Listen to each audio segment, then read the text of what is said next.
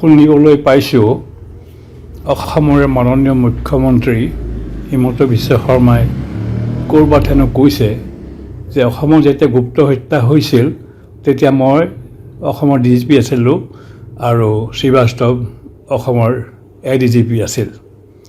তেওঁক জনাবলৈ বিচাৰিছোঁ আৰু তেওঁক ইতিহাসৰ সময়ছোৱা ভালকৈ মনত পেলাই দিব খুজিছোঁ যে যিটো সময়ত গুপ্ত হত্যা হৈছিল সেই গোটেই সময়ছোৱাত মই ভাৰতীয় ৰেলৱেৰ মালিগাঁৱত ডেপুটেশ্যনত আছিলোঁ আৰু মই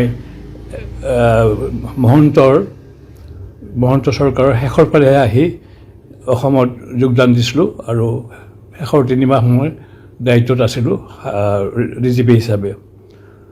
ইতিমধ্যে ঘোষণা কৰা হৈ গৈছিল নিৰ্বাচনৰ আৰু মই নিৰ্বাচনৰ পিছত মোক তৰুণ গগৈ আকৌ মোক ৰাখিছিল।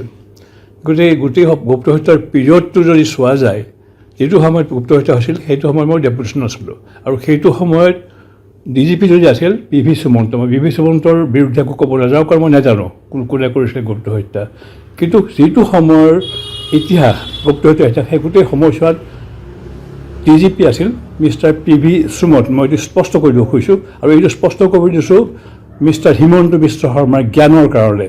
তেওঁ তথ্য বিকৃত কৰাৰ কাৰণে তেওঁ বিখ্যাত, কিন্তু মই জনাই দিব খুজিছোঁ যে এই ধৰণৰ মিছা তথ্য ক'ব নালাগে, কাৰণ ইতিহাস সাক্ষী, তথ্য সাক্ষী আৰু দুটাকৈ আয়োগ আছিলে। তাত আয়োগে মোক নামাতিলে। মই যদি সঁচাকৈ জড়িত হৈ থাকিলে আয়োগে মোক নিশ্চয় মাতিলেহেঁতেন, মোক মতা নাই।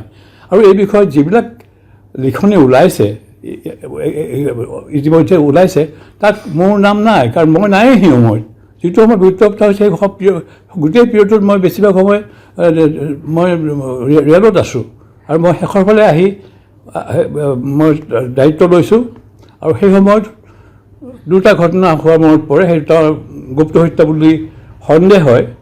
সেইটো এটা গুৱাহাটীতে হৈছিলে আৰু মই সেইটো তেতিয়া গুৱাহাটীৰ SP আছিলে GP সিং, তেখেতৰ প্ৰিয় বিষয়া। GP সিঙক মই সুধিছিলোঁ, তেওঁ কৈছিলে এইটো গুপ্ত হত্যা নহয়, এইটো চালফাই হত্যা কৰিছে। তেনেকৈ ৰিপৰ্ট এটাও আছে, এতিয়াও বিচাৰিলে কেতিয়া পোৱা যাব। তো এইবিলাক কথা লৈ হিমন্ত বিশ্ব শৰ্মাই তিললোকে তাল কৰা আৰু ইতিহাসক বিকৃত কৰা, সময়ক বিকৃত কৰি প্ৰচাৰ কৰা, এইটো উদ্দেশ্যটো কি? তেওঁ উদ্দেশ্য যিহেতু কাৰণটো হৈছে যে মই কুন্কি চৌধুৰীক সমৰ্থন কৰিছোঁ জেনজিৰ এগৰাকী প্ৰতিনিধি হিচাপে। মই তেওঁক সেইকাৰণে সমৰ্থন কৰিছোঁ। কিন্তু তেওঁ সমৰ্থন কাক কৰিছে? অসমৰ লগত কোনো সম্পৰ্ক নথকা এগৰাকী হিন্দী ব্যৱসায়িক, যিহেতু BJPৰ পৰা তেওঁ উঠিছে আৰু তেওঁৰ সমৰ্থনত উঠিছে। মই অসমীয়া ছোৱালীজনী জেনজিৰ প্ৰতিনিধি, তাইক সমৰ্থন কৰিছোঁ। এতিয়া মই সমৰ্থনেই কৰি যাম, হিমন্ত বিশ্বই যিয়ে নকৰক।